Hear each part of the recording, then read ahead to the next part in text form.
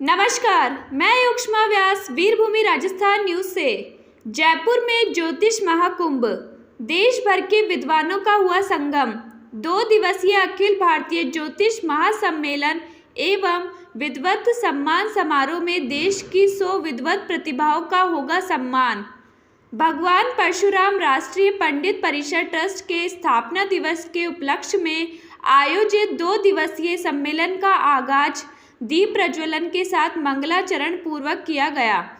Media प्रभारी के तिवारी ने बताया कि संस्था के राष्ट्रीय संरक्षक बजरंग लाल शर्मा के सानिध्य में राष्ट्रीय संरक्षक डॉक्टर नरोत्तम पुजारी की अध्यक्षता में संस्था के स्थापना दिवस सम्मेलन में देश भर के विद्वानों का संगम जयपुर के झोटवाड़ा में हुआ।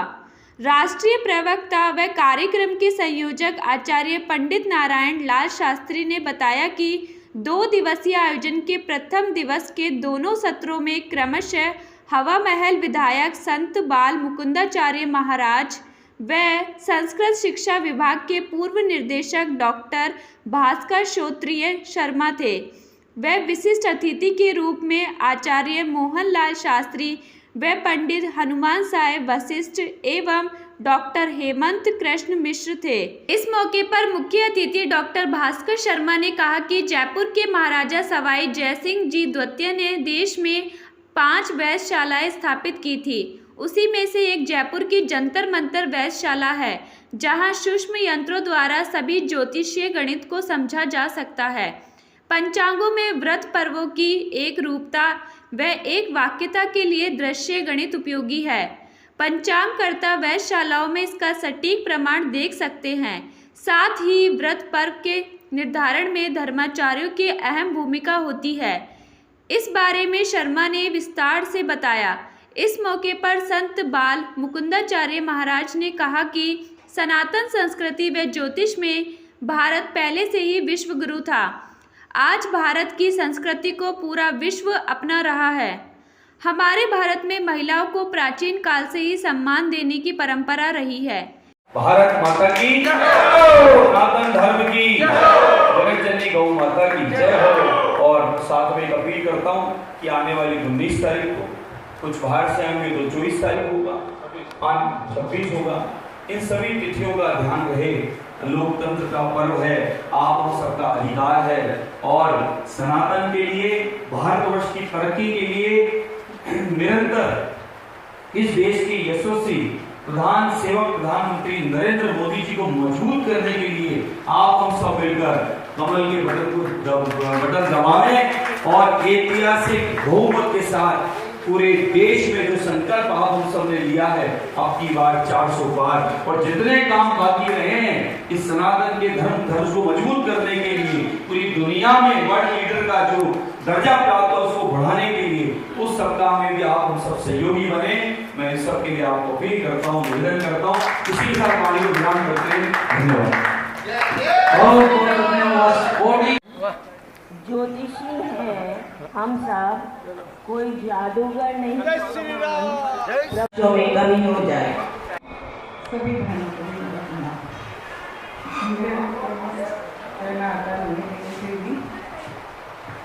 ध्यान रखता हूँ। आजकल एक ही प्रश्न है कि हम सारे देवताओं की पूजा करते हैं पर हमें फल नहीं मिलता। कुल देवी को जाते हैं पर फल नहीं मिलता। पर हम लोग ये नहीं जानते कि हमारा खुद का शरीर एक देव है। तो जब तक हमारा तन मन शुद्ध न हो, हमें कोई कुल देवता की कृपा नहीं होगी। तो उसके लिए मैं एक सिर्फ मंत्र बताऊंगी जो आपको 7 दिन करना है। रोज़ 11 माला, आप स्फटिक की माला लो, रुद्राक्ष की माला लो, तुलसी की माला लो, कोई बात नहीं, जिस पर करना है करो। ओम सर्वेभ्यो शरीर देवेभ्यो नमः।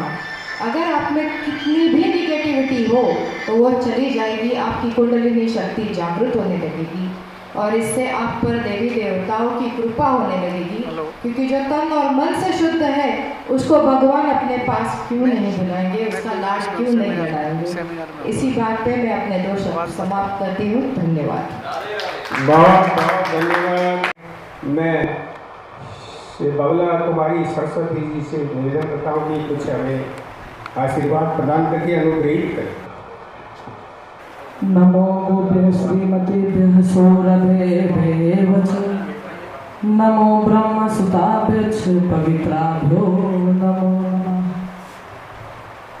सर्वप्रथम कथावाचक और शास्त्रों में से सर्वश्रेष्ठ गिने जाते हैं ऐसे में नारायण जी शास्त्री साहब को मैं नमस्कार करूँगी।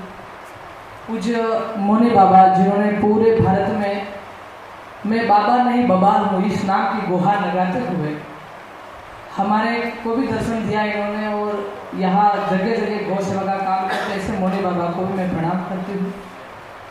वास्तु विशेषज्ञ और ज्योतिष विशेषज्ञ के पधारे हुए तमाम आचार्य जनों को मैं हृदय से अभिनंदन करती हूँ, वंदना करती हूँ।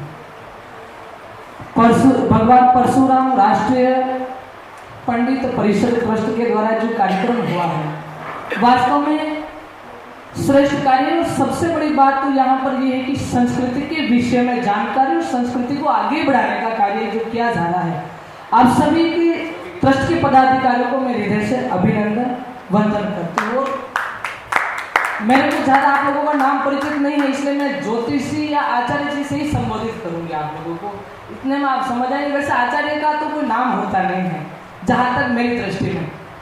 तो आप सभी मातृशक्तियों को मैं वंदन करती हूँ और ज्योतिष अपने वास्तु विशेषज्ञ जो बेटे हैं शास्त्री जी इनको भी मैं अभिनंदन करूँगी। मैं आपको कह रही हूँ हाँ शास्त्री जी नाम मेरे को पता नहीं इसलिए शास्त्री जी कहना पड़ेगा, ठीक है ना। इन सारी बातों में और सारी बातों को सुनने के बाद मुझे एक जो बात पढ़ने में सनातन और ज्योतिष और वास्तु में इनमें मुझे दो बातें दिखती है। सनातन का वास्तविक अर्थ होता है कि उस सूर्य की तमाम शक्तियों को खींच करके सूर्य की तमाम शक्तियों को खींच करके और भयंकर दुखों का नाश किया जाए उसका नाम है सनातन। देखिए मैं आपको बता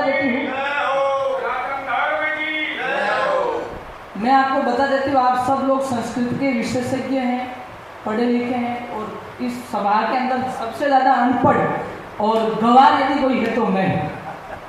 क्या महानता है ये मैं हूँ क्या।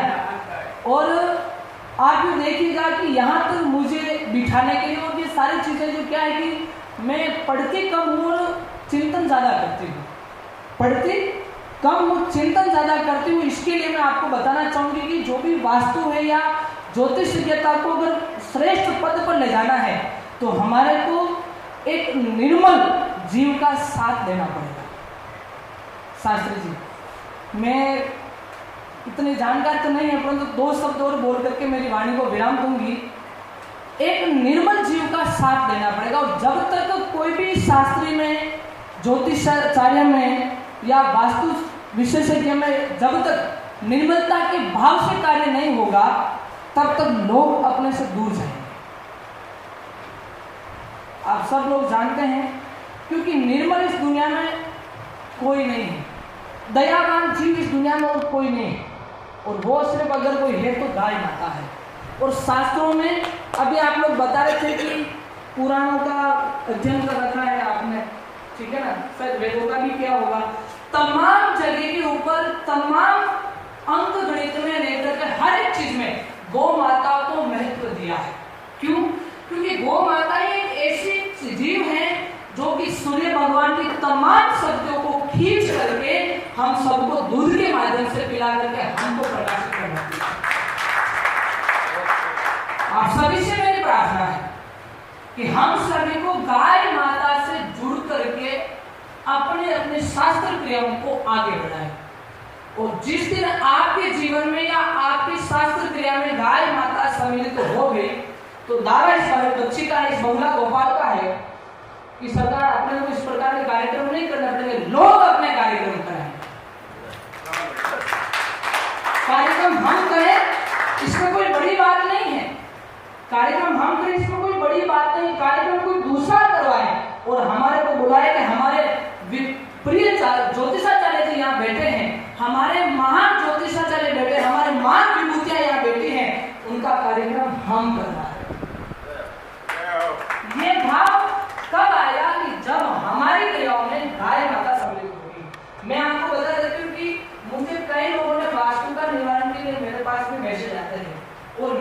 एक हमारा कभी पता नहीं है कि वास्तु का कैसे निवारण किया जाए, परंतु मुझे इतना अनुभव है कि जिस घर में या जिस जमीन पर वास्तु है उस जमीन को 1.25 फीट खोद करके गोबर डाल करके गाय माता का और वास्तु को पंचगव्य स्नान करा करके दबा दिया जाए, उसकी 100 पीढ़ी तक लाख पीढ़ियों तक भी घर में वास्तु नहीं होगा। और मेरा क्या हुआ है, इसलिए मैं आपसे प्रार्थना करती हूँ कि आप जो करें वो श्रेष्ठ करें, श्रेष्ठ से भी श्रेष्ठ है। आपकी ज्योतिष गणित से भगवान इस धरती पर आ सकते हैं, परंतु जो भगवान इस धरती पर आते हैं उसको गाय माता प्रिय है, और गाय माता नहीं होगी तब तक भगवान भी एक बार विचार करेंगे इसमें जाऊं तो कहाँ जाऊं। तो आप सभी से मेरी प्रार्थना है, मैं तो आपके सामने बहुत छोटी हूँ और अज्ञानी हूँ, आप सभी का बहुत बहुत धन्यवाद कि मुझे इस मंच के लायक समझा। इस मंच के हाथों पर गोबर लगा और इस गोबर की मानता से मैं ये 2 शब्द बोल पाई हूँ, और गाय माता को नमस्कार करते हैं। आप सभी को नमस्कार। परिषद के सभी सदस्य से मेरा सच्चा नमन है, एवं इस कार्यक्रम को आयोजित करने वाले जयपुर एवं परिषद के सभी सदस्यों को बहुत बहुत धन्यवाद, क्योंकि इस तरह के कार्यक्रम आयोजित करके जो अभी सनातन पर चर्चा चल रही थी, उस सनातन धर्म को बार बार एक लो दिखाना है और उस लो से पूरे दीपक को प्रज्वलित करना है, जो कि एक सूर्य की बात अभी साध्वी जी ने करी थी कि सूर्य से हमको प्रकाश और ऊर्जा मिल रहा है। ऐसे सभी विद्वज्जनों को मेरा नमन।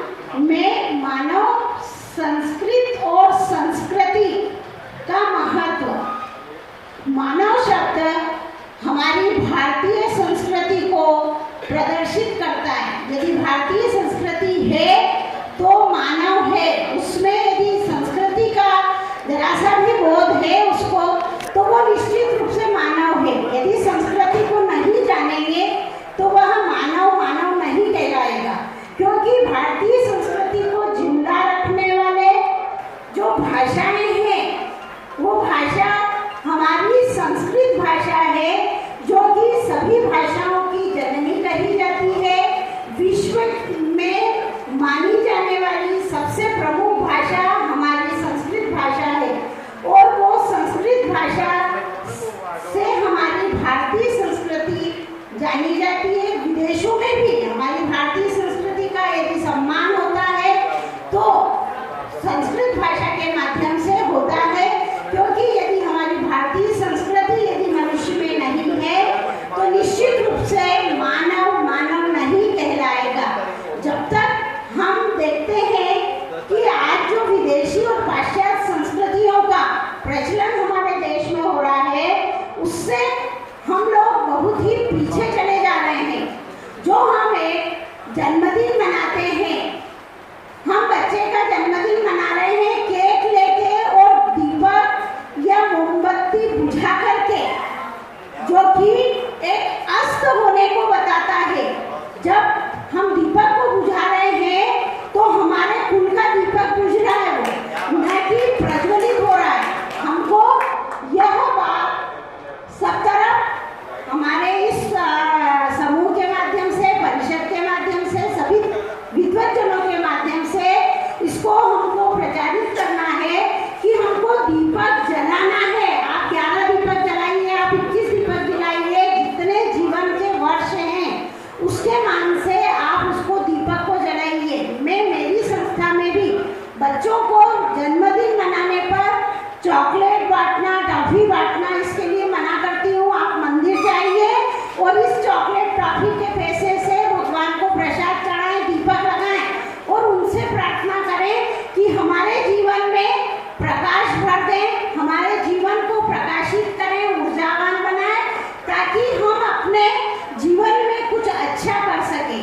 तो इसीलिए हमारी मानव संस्कृति को जीवित रखने के लिए हमें प्रकाश की आवश्यकता है। हमें सभी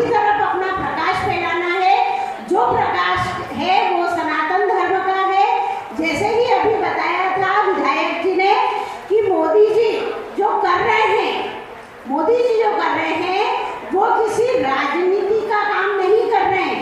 हम देख रहे हैं कितने समय कृष्णं वन्दे पृथासुतं स्वसुखमुपगते त्वसि विहर्तुं प्रकृतिमुपेयुषि यद्भवप्रवाहः इति मतिरूपकल्पिता कृष्ण। हम यही चाहते हैं ठाकुर जी से कि हमारी ये जो मति रूपी जो बुद्धि है ना, अभी तक कमाई है। तो क्या चाहते हो भगत?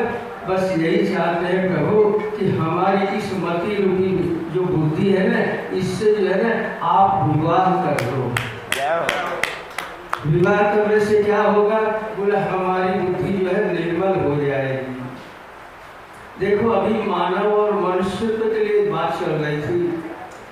किसी भी पशु को पशु होने के लिए कहा नहीं जाता कि तू पशु बन जा, लेकिन ये मानव शरीर को कहना पड़ता है कि तू मनुष्य बन जा, मानव बन जा। इधर धर्म और संस्कृति के विषय में चर्चा हो रही थी। अरे बाबा, जब हमारी संस्कृति रहेगी तो संस्कृत भी रहेगी और धर्म भी रहेगा। उदाहरण के तौर पे आपको 1 मिनट का समय लूं। एक बहू घर में आई, अब वो क्या करे कि मलाई भी खा जाए, खुरचन भी खा जाए, दही भी खा जाए। बहू का भाई आया, बोला तेरी बहू बड़ी चटोरी है, ये सब कुछ खा जाती है। भाई उससे भी ज़्यादा चतुर था। भाई ने कही बहना तू एक काम कर, तू दूध ही पी जाया कर। जब दूध ही नहीं रहेगा तो न तो मलाई बनेगी, न खुरचन बनेगी, न घी बनेगा। तो नारायण सबसे अनुरोध है कि धर्म के प्रति हमारी आस्था होना अति आवश्यक है। और 1 मिनट का समय और आपसे लूं कि हम सब यहाँ पे क्या चाहते हैं। ये जो परशुराम पंडित परिषद का जो मुख्य रूप से जो आयोजन करने का जो कारण है, बस इतना सा ही है। क्या सुनो आप कि चाहे पैसों से आनों में आती रही, चाहे पैसों से आनों में आती रही, चाहे आनों से नोटों में छाती रही, चाहे नोटों से कोठी बनवाती रही, चाहे नोटों से मोटर बनवाती रही, चाहे मोटर से होटल पहुंचाती रही, चाहे होटल में बोतल खुलवाती रही, चाहे क्या न करती कराती रही, चाहे पाली जिन्होंने वे पीले हुए और चाहे छोड़ी जिन्होंने वे रसीले हुए, चाहे जड़ से लगी तो जरा बन गया, चाहे हरी से लगी तो हरा बन गया, चाहे सभी चाहते हैं। अगर हम हमारी संस्कृति का उत्थान चाहते हैं तो इससे बड़ा और हम क्या चाहते हैं? नीचे जो कार्यक्रम समापन है, अभी सत्र द्वितीय सत्र लंच के बाद में एक बार सभी आप खड़े हो जाइए। शास्त्री जी कार्यक्रम संयोजक हमारे नारायण लाल जी शास्त्री जी, संरक्षक बजरंग लाल जी शर्मा, सभी आजीवन सदस्य परिवार द्वारा उनका हार्दिक अभिनंदन, स्वागत। लेटेस्ट न्यूज़ के लिए चैनल को लाइक, सब्सक्राइब व शेयर जरूर करें।